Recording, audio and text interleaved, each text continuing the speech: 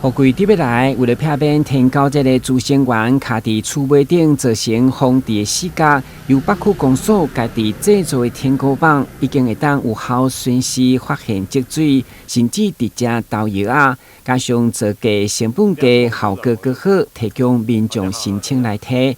不过，议员于主清伫总集村却质疑长度限制，伫学校部分使用欢乐工友会有潜在安全顾虑，向市长请命。检查固然重要，那后续的延伸状况怎么办？天沟长度不足，靠工友安全性。你以为天沟大家都是30可以升高，大家都是千里眼吗？升上去有的时候工友有水准，工友有时候升太高就变镜头太小，你就看不见。你总不可能背着一个很大的反光镜去在那边照，根本就看不到啊。所以后来我们天沟棒有增加一个镜头，它有个底下的那个萤幕可以看到。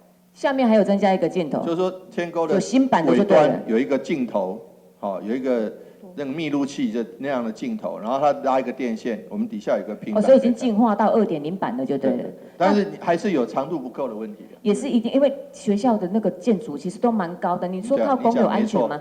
虽然市长讲天高板加上科技的镜头已经不断进化，不过补助经费却只有2万。毛议员进一步要求市府考虑提高经费，甚至鼓励学校编过中央所补助的天高跳图加维护计划。